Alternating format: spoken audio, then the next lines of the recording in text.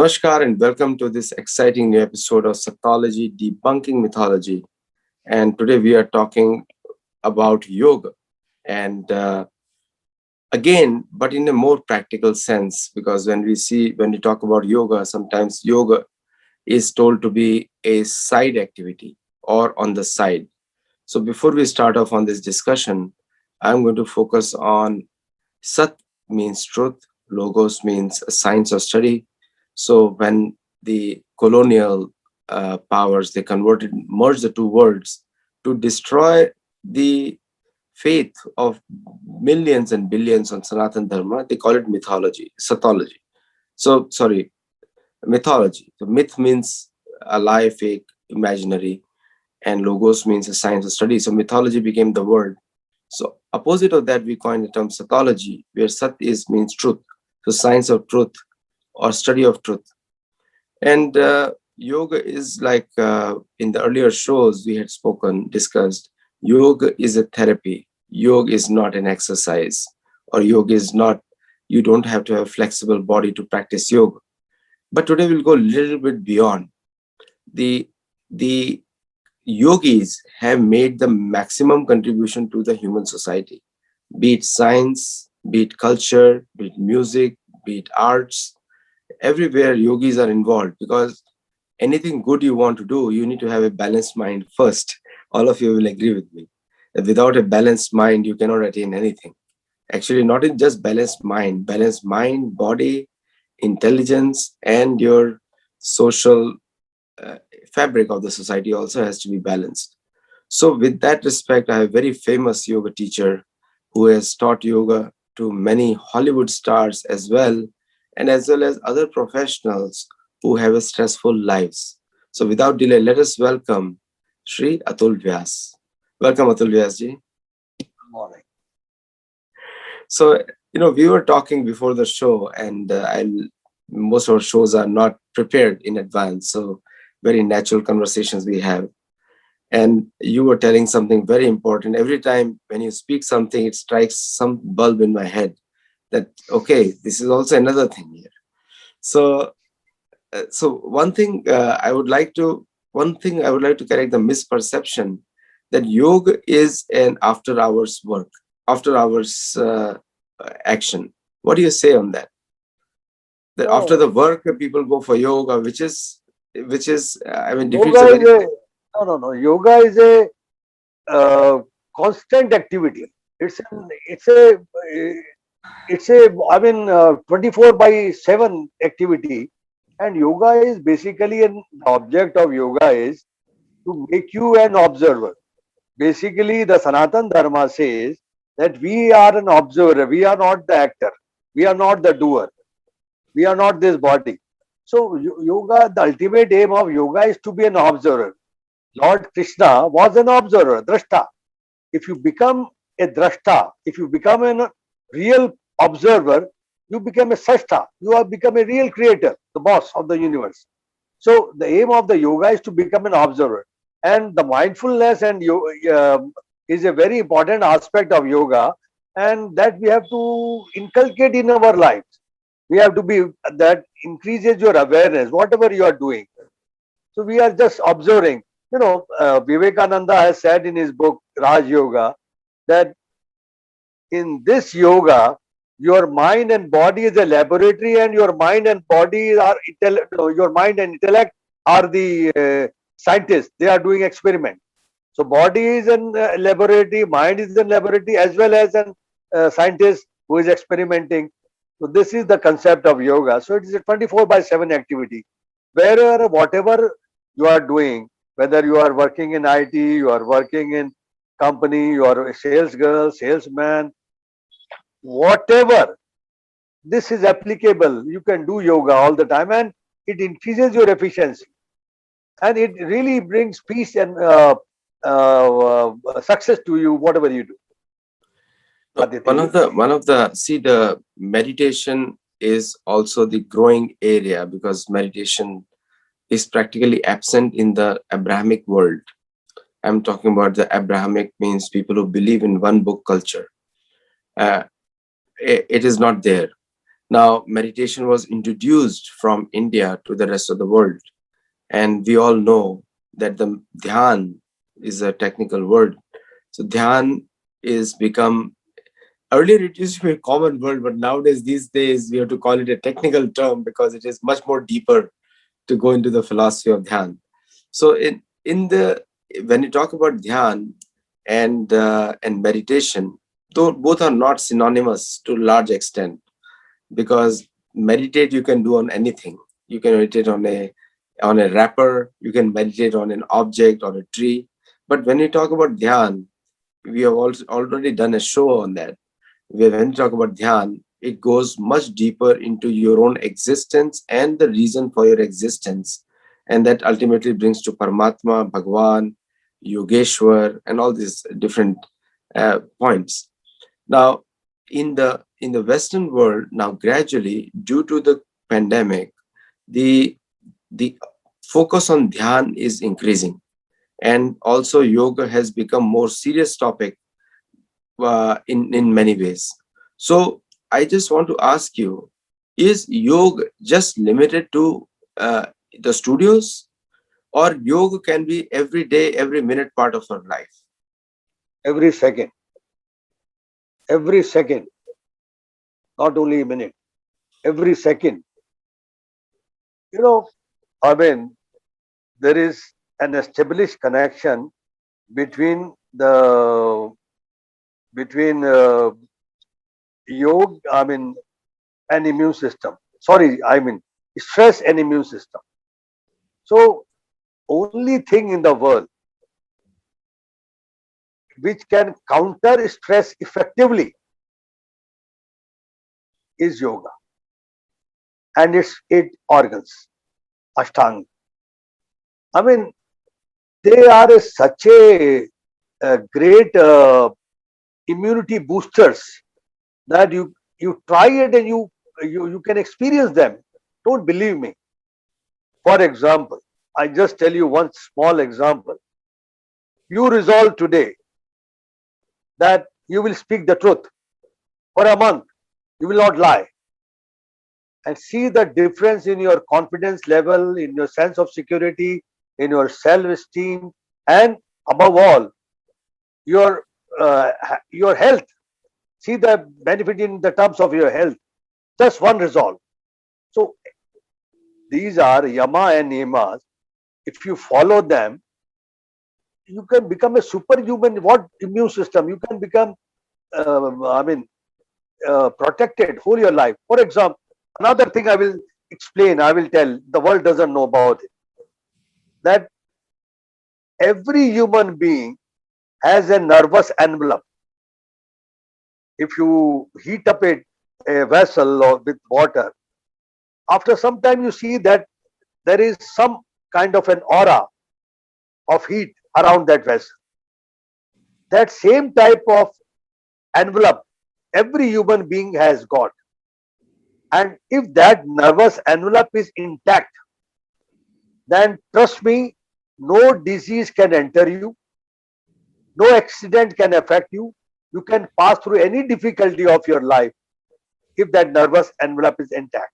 But that nervous envelope is torn by stress, by wrong thinking, by wrong suggestions, and by so many other things which I can relate, and can be restored back by yoga. That is that is an amazing thing. And if you can restore this nervous envelope or strengthen it, and even if you make it a practice to observe your nervous envelope every day, you can make out from where it is ruptured, from where it is weak, and where the disease can enter. So yoga is a 24 by 7. Every second you can do yoga. And there are not only one thing, mental formulations are one thing, fearless, developing fearless is another thing. There are so many things you can do, and they're all integrated. There is a flow, how you everything flows from one another, mantra, everything, yogic exercises, everything has a flow, agitate. So yoga is a constant activity, not limited to the studios, Aditya ji. No, very well put. Because the point is, all the in the America, a lot of sanctions are being brought against yoga. Yoga is compared to a religion. Now, religion is by the book, and religion is a very shallow term, and it's not compared to yoga at all. Religion means you blindly believe in a person or a book and live your life. Put your brains in the closet, lock it up permanently, and never take it out. But yoga is different. Yoga opens your mind, yoga works from inside, and yoga also helps you to do your different jobs. Now, one of the very common themes of yoga comes from yujadhatu, and yujadhatu means yukta, yukti, yoga, like the actions. It's a very action oriented word. So the comparison has made yoga actually more famous now. So when Prime Minister Modi had come here in 2015, 2016 or 2017 maybe, that time the yoga had 30 million followers, which he quoted in the US Congress. And between that time and now, the rough estimates are 50 to 55 or even 60 million Americans doing yoga. Pandemic has increased yoga classes, not decreased it. So such a popular product, and as usual, or philosophy, not a product, but in American parlance, everything is a product. Everything is sold now. So in the it's such a popular thing, and which no politician can ignore today. And so when they put a ban, and that's how the church works. And I'm not attacking church, but I'm just stating the facts. The church works by banning things and unbanning things. That's how they work. Throughout their life, they banned Galileo, they banned Aristotle, they banned every single thought leader they ever had who had the guts to use their intelligence. Now, again, they're going to use the same strategy, but this is 21st century. And in 21st century, people have access to information on their cell phone, laptops, and other places. So that is the plan going through the legislature. But I also want to educate those congressmen and legislators who are watching this program, since it is being telecast live to many students.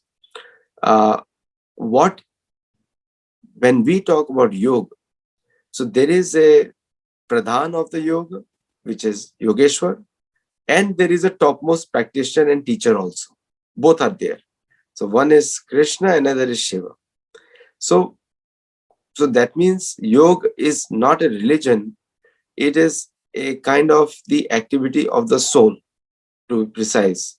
And that's what you are training to. What is your view on this? I this is, without realizing the value of yoga to the humanity at large. If anybody, with due respect to the legislatures, they ban something or they plan to ban it or they think of banning it, would be a disaster, a recipe for disaster for the mankind and especially for the US people. Why I am telling so? Great American doctor, his name is Dr. Daniel G. Amen. Check it on his internet. He's a neurosurgeon and brain. He's written many books on brain. Look what he writes.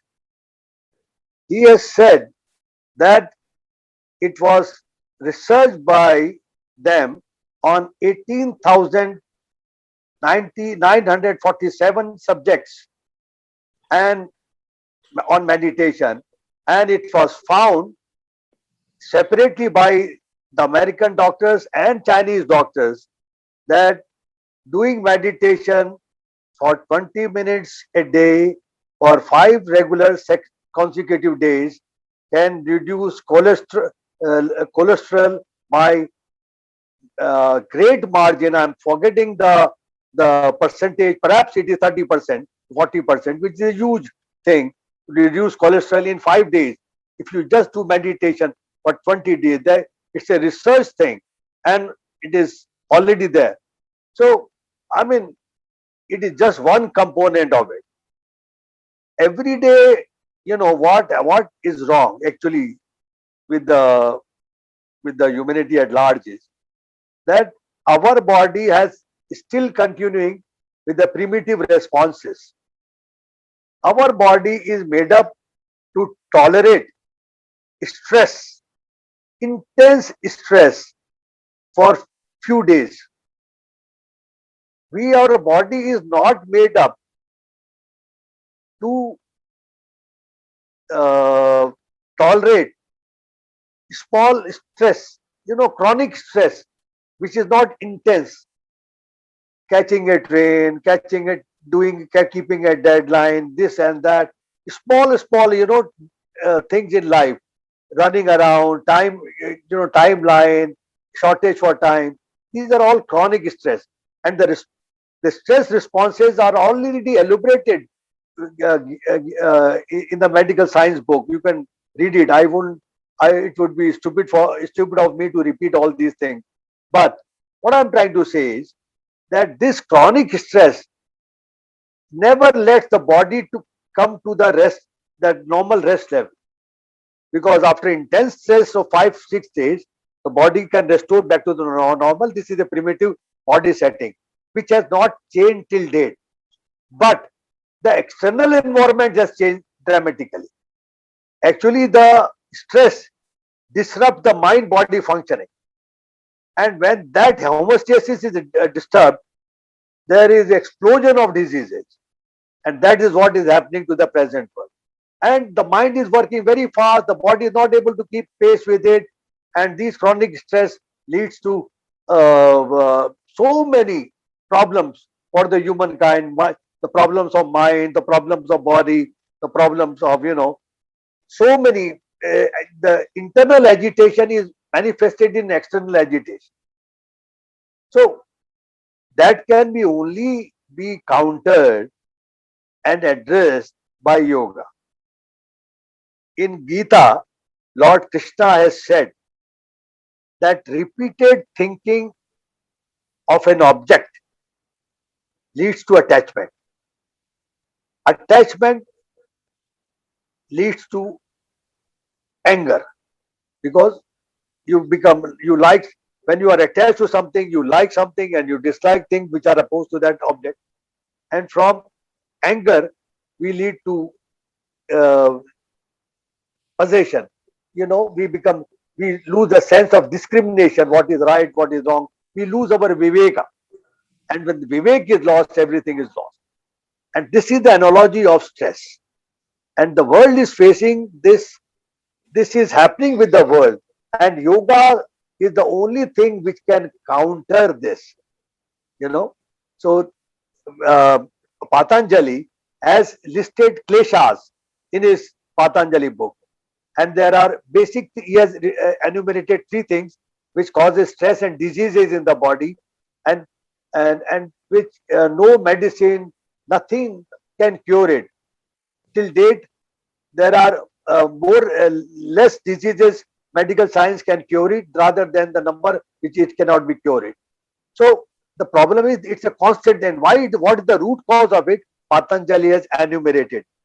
He said that ignorance, everything starts with ignorance. Ignorance leads to the ego, I-ness, and I-ness leads to likes and dislikes and mad rush and stupid actions. And this is the root cause of all the diseases. And there are 4 stages of diseases as per the yogic thing, and which is very, very true if you look at the all the diseases, origin of diseases and setting of the disease in the body, of mind and body all. And that can be only countered by yoga. And yoga is not a religion. Yoga is not only a set of exercises.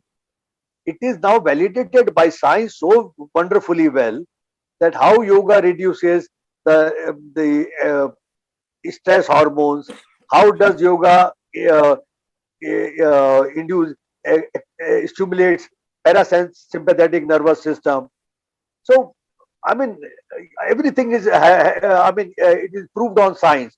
And when you talk of making yoga as a part of religion or only for some time, this is stupidity. in my opinion, Aditya.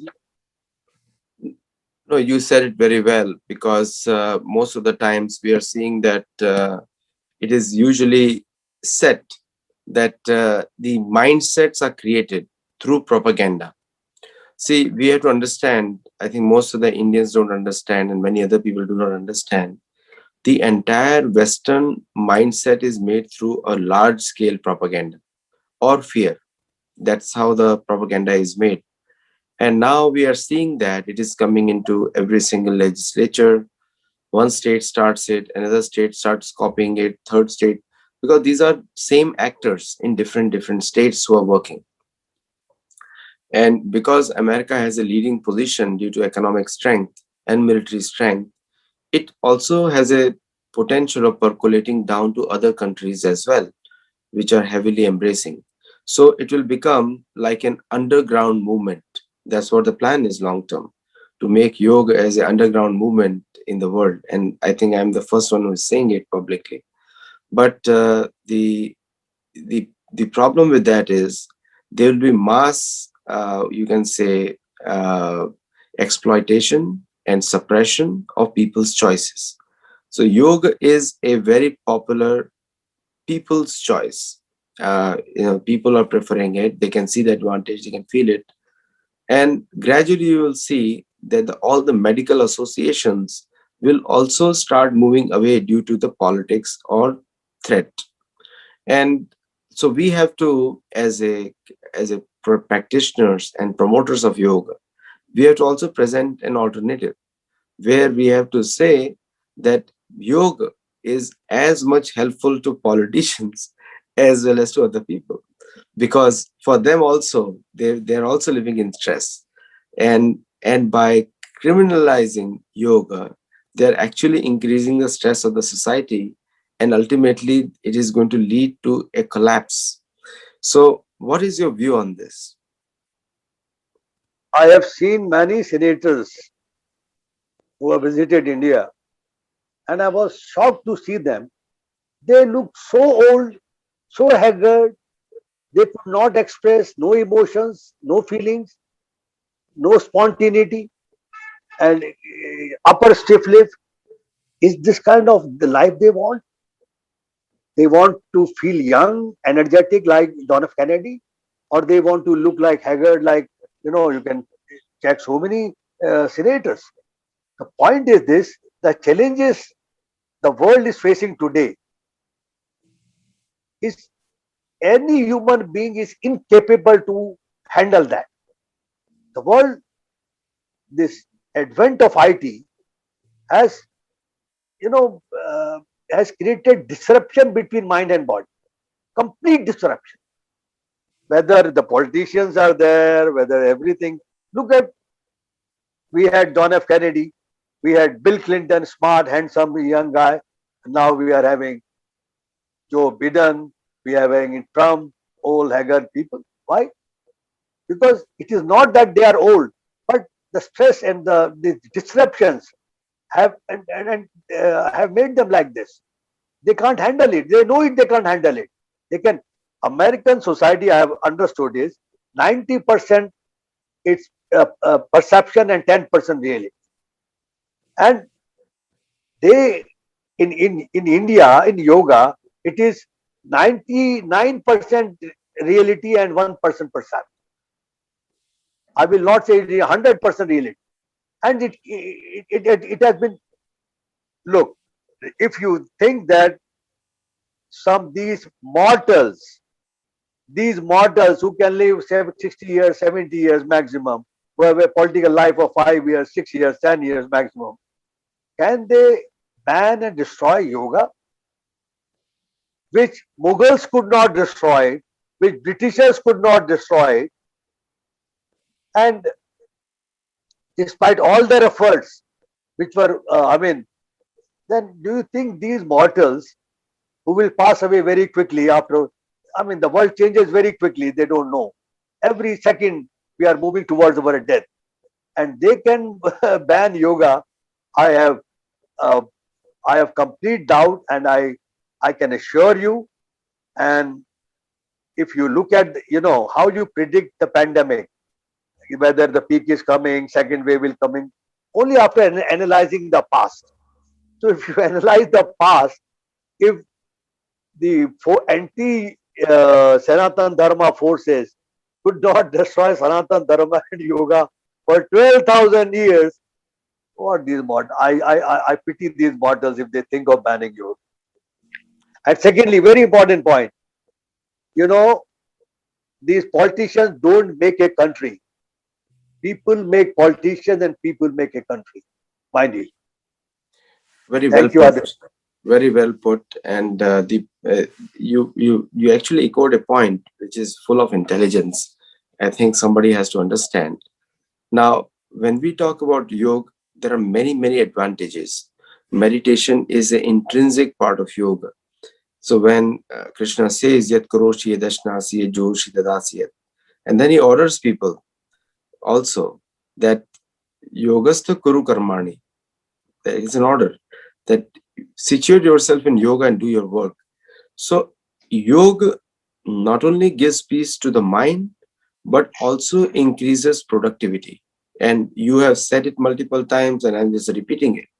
And yoga increases productivity. Yoga and meditation are intrinsically related topics, and dhyan and yoga, they go together all the time.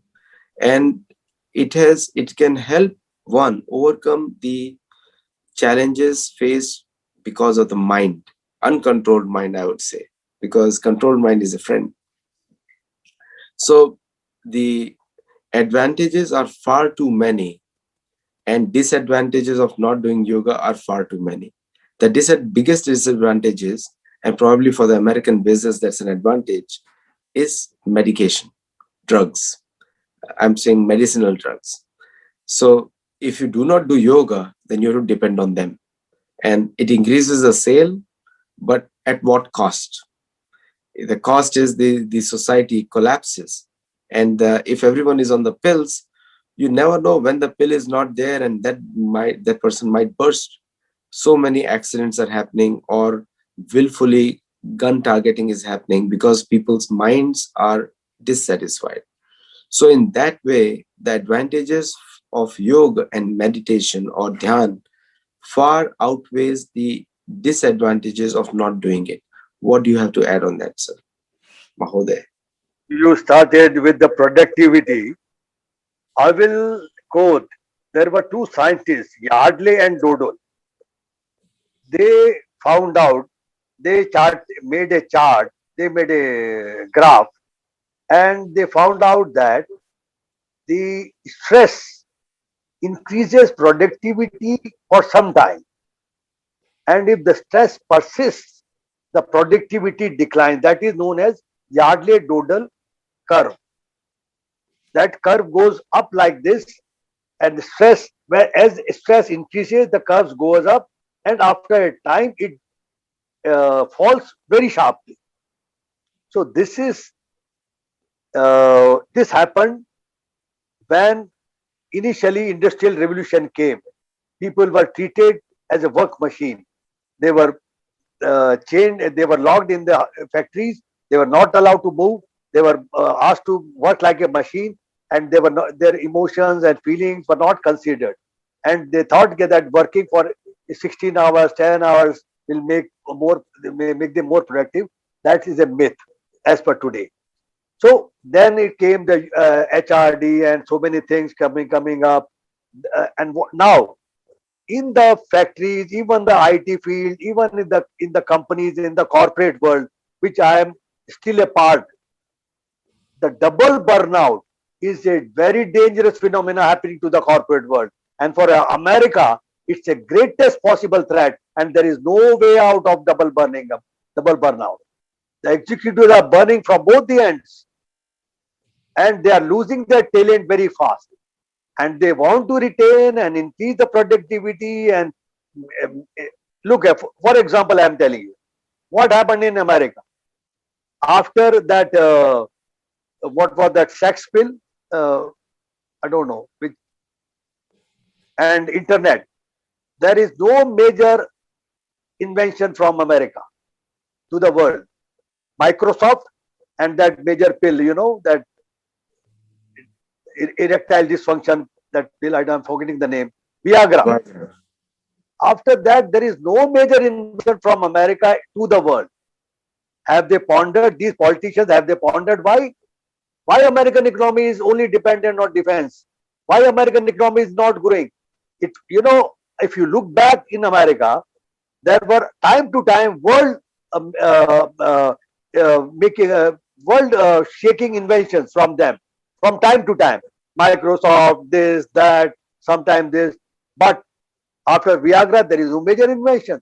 They are not bothered, and they are not considering why it's happening, because societies, and why the depression is growing so much, why there is insomnia is growing so much.